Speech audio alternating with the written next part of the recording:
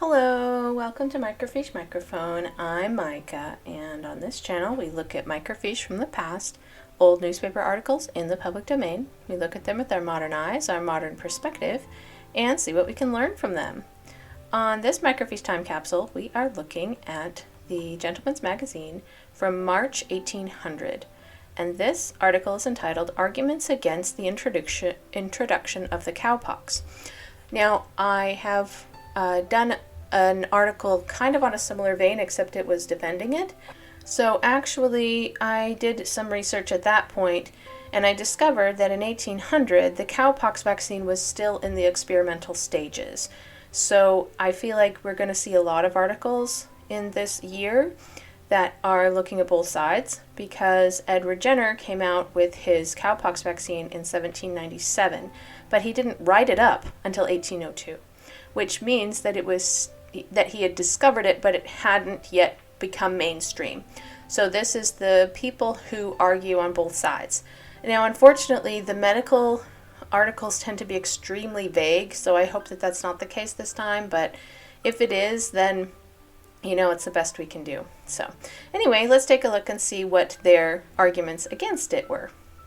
Mr. Urban, March 12. Your correspondent, FD, page 118, seems a little surprised that SA or any other person should be so presumptuous as to question the conduct of the medical practitioners who have instituted a cowpox hospital in this metropolis by supposing that they should not have sufficient sense to know their own interest, by committing their credit in the prosecution of a false and dangerous theory.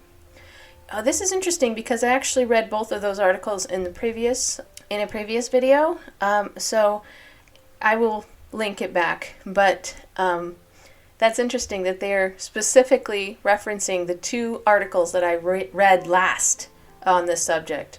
So I am familiar with what they said. Basically, the first article said that was very skeptical and saying that it was dangerous. The second article said, this is ridiculous. If we want progress, we should continue on. And they've so far only said that one person contracted smallpox after receiving the vaccine, which means that it's really quite successful, and you can't expect it to be 100%. Yeah? So that was like the gist of it.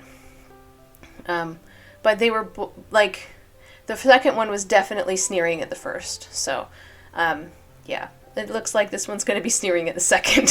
So, and now the other side again. So, okay, this presumption, FD says, is founded upon a supposition that it is not yet ascertained that cowpox is not a permanent preventative of the variolous contagion, and that therefore those who trust to it are liable to become in future doleful victims of experiment. I have taken the liberty, Mr. Urban, to use FD's own words such as they are. FD then proceeds, to this we shall make no other reply than a plain query to which we beg a categorical answer. Whence is it that persons who have had the cowpox 20 or even 30 years ago are now insusceptible of smallpox? It has not been, Mr. Urban, a question whether these medical practitioners know their own interest, but whether they consider the public good in a project which has been justly reprobated by some of the most learned and thinking part of the community since their attention has been excited to the subject by a recent publication. There's a star there. It says Dr. Mosley's Treatise on Sugar and Medical Observation, edition 2, page 179. I think it's 179.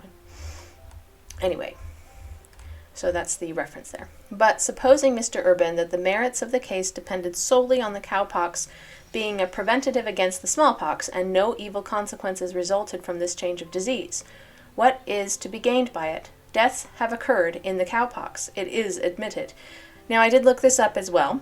Cowpox can be fatal, but only with people with compromised immune systems. So, basically, it's about as dangerous as the flu.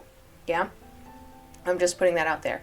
It is possible to die of cowpox, but usually it's if you have complications from other things, such as cancer. Yeah.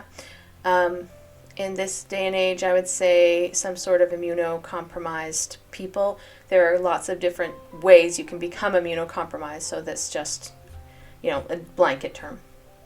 It requires an abler advocate than FD to remove the difficulties that have been started against this bestial distemper. Bestial? Okay. Is it bestial? Oh, I guess it is. It's from cows, right? Okay, Cow-Pox. Yeah, okay. All right. Bestial distemper is a very, like, backhanded way. Like, it's a very disrespectful way to refer to cowpox. Like, lots of viruses start with animals. Like, I'm not sure why they specifically are like, this one's bad when the other ones aren't as bad. Well, I think they all kind of suck, yeah. Okay, and to ascertain a point which no person has yet touched on, and which I will, I believe, dethrone these cowmania reveries which have usurped the place of reason and common sense. Whoa! Okay, there's a little star after this one too. It says to, okay, I'm trying to read this. It's a little hard to read. Okay, to engraft the cowpox in the body of man has of late, it is said, been a medical plan, but to such, does it say such twice? Such a project is wiser by half, unless you're a bullock, a cow, or a calf. Okay, this is a whatever. That's a cute little verse, but like, what does it have to do with what we're talking about? Okay. Supposing that the cowpox infection has gone through an habit that such habit for a series of years of a certain time will not receive a smallpox infection by inoculation, nay, admit, for argument's sake, that the habit shall be proof against the smallpox of all by this mode of inflicting it, will such habits resist receiving the smallpox from an infected atmosphere when the disease is very malignant and rages epidemically through some peculiar disposition of the air, by which disposition the measles and smallpox, when epidemic, always prevail. So, footnote, it is well known that many people have been repeatedly inoculated for the smallpox without receiving the infection, and yet have been attacked with that disease in the natural way when it raged epidemically. Huh.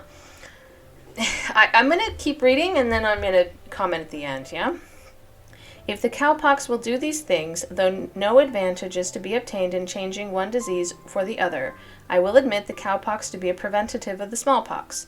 But suppose this be not the case, what becomes of cowpox possessors, institutions, and the plain query into the bargain? Mr. Urban enthusiasts never reflect, and whether their own interest or the public good be uppermost, they often do much mischief. But to give a categorical answer to something more than the plain query, an instance has lately occurred in a village of some distance from London, where several children were inoculated for the cowpox and had the distemper. 3 weeks afterwards, they were inoculated for the smallpox, but did not receive the infection. Some time after this, the smallpox broke out in the village, and 2 of the children who had the cowpox and did not receive the smallpox afterwards by inoculation were attacked by the smallpox in the natural way. One of these children had the confluent sort and died, and the other had it in a favorable manner and recovered. Has the plain query got a categorical answer?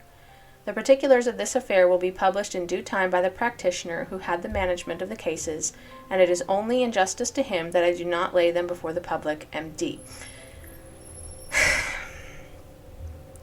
That sounds like a load of crap. I'm sorry, but that just... So what they're saying is this. It sounds like a vaccine, like an anti-vax person, is vaccine denier. What they think is that people who have cowpox and recover, and then even then afterwards are then inoculated against smallpox and not vaccinated. There's a difference. The vaccine for smallpox was the cowpox vaccine. Yeah, the inoculation was that they took scabs from an infected person with smallpox, ground them to powder, and blew them up people's nose. This was not a bad idea in and of itself. It gave people a very mild case of smallpox, but it had about a 2% death rate. So it was very dangerous. However, the cowpox vaccine was much, much lower. Like, it's more like 1 in 1,000 who dies of cowpox. But it's just very funny to me, because then they're saying that if, they try to give them smallpox and they won't get it, but if it just spreads rampantly in their neighborhood, then they will get it. That's not true. That is absolutely not true, and it shows that they don't understand germ theory. You know, I understand why they don't understand germ theory. This was pre-germ theory. However, they had just come up with this amazing vaccine, and they are completely denying that it works. And they're trying to cite cases where it hasn't. Number two is that they are looking for a categorical answer. I'm putting that in air quotes. I know you can't see it, but those are my air quoted categorical answer, unquote. There's no such thing in medicine. Nothing works for everyone. I don't know of a single treatment that works for everyone. But there are always times when things go wrong. There are always times when people have unusual anatomy or some sort of divergence in their physical characteristics where something won't work for them. So even if this is true, and there were a couple of kids where this didn't work, it was still 99% effective. You cannot expect a categorical answer for anything in medicine. And they know that it sucks, and that's why it's called practicing medicine. But people do their best. But not everything works for every person. Yeah?